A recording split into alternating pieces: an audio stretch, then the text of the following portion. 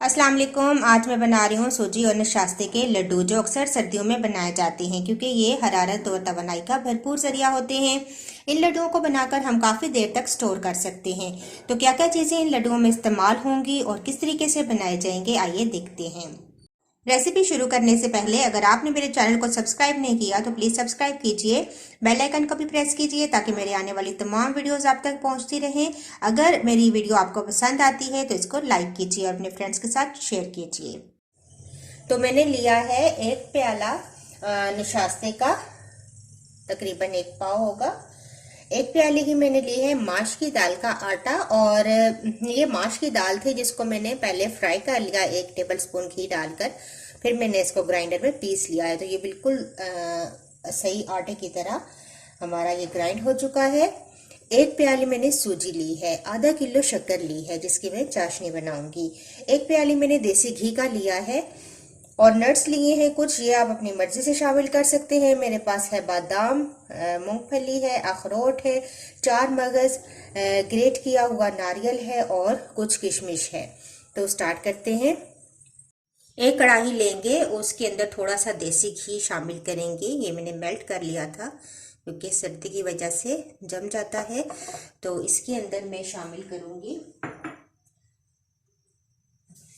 नशास्ते का आटा, और इसको हम भूनेंगे इस घी के अंदर।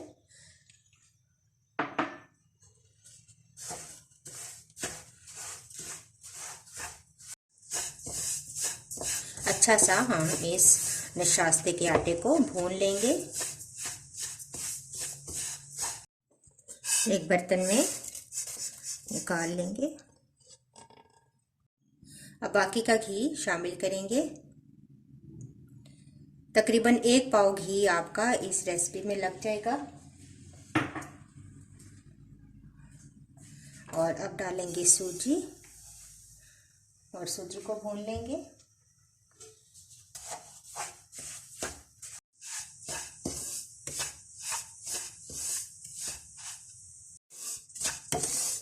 तो देखें सूजी भी भुन चुकी है, इसको भी उतार देंगे, इसी में डाल देंगे।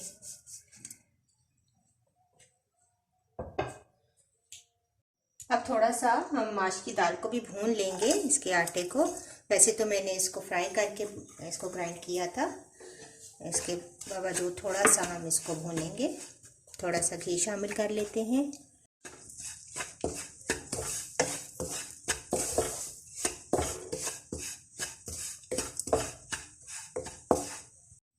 माश की दाल का आटा भी भुन चुका है, ये भी शामिल कर देंगे एक ही जगह। अब इसी कढ़ाई में थोड़ा सा घी शामिल करेंगे और तमाम नट्स फ्राई कर लेंगे।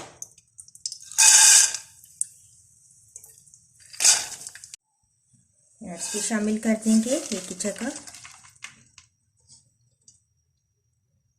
अब इसी कढ़ाई में हम डालेंगे शक्कर। तकरीबन ½ kg है मेरे पास शक्कर। थोड़ा सा इस पे पानी ऐड करेंगे। तकरीबन ½ कप हम इसके अंदर पानी ऐड कर देंगे। इसका शीरा बना लेंगे। तो लीजिए शक्कर का शीरा तैयार है। तमाम शक्कर अच्छे से मेल्ट हो चुकी है। फ्लेम बंद कर देंगे हम। इस तमाम मिक्सचर को एक दफ़ा मिक्स कर लेंगे।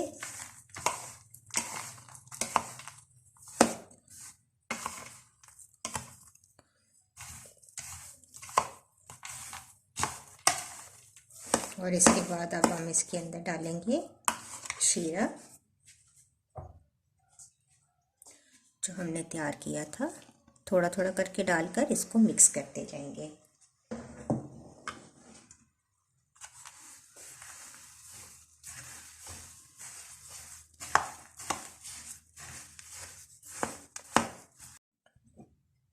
थोड़ा सा और शामिल करेंगे।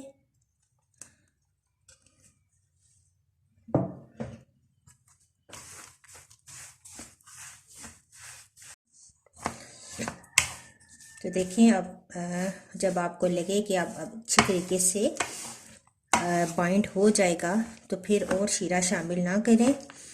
थोड़ा सा शीरा मेरा बच गया है, ये देखिए इतना सा शीरा बच गया है, ये मैं किसी हलवे वगैरह में इस्तेमाल कर लूँगी। और अब हम थोड़ा सा ये मिक्सचर गर्म ही होगा तो हम लड्डू बनाना शुरू कर देंगे ताकि ये अच्छे से बाइंड हो जाए। अगर ठंडा हो गया तो फिर लड्डू बनने मुश्किल हो जाते हैं। तो इस तरीके से तमाम चीज़ें जब मिक्स हो जाएं अच्छे से तो आप अपने हिसाब से जितना आपको पसंद है, छोटा बड़ा साइज़, तो आप लड्डू बनाने शुरू कर दें। गरम मिक्सचर के साथ ही ये लड्डू तैयार होंगे। दबा दबा कर बनाएं। ये देखें इस तरीके से आप लड्डू बनाते जाएं, साइड पे रखते जाएं। जब ये ठंडे हो जाएंगे तो बहुत अच्छे बाइंड हो जाएंगे। तो इस तरीके से मैंने तमाम सूजी और नशास्ते के लड्डू तैयार कर लिए हैं और ये अक्सर सर्दियों में बनाए जाते हैं क्योंकि ये तवानाई का भरपूर ज़रिया होते हैं। इनको बनाकर हम स्टोर कर सकते हैं, काफ़ी दिन तक ये स्टोर किए जा सकते हैं।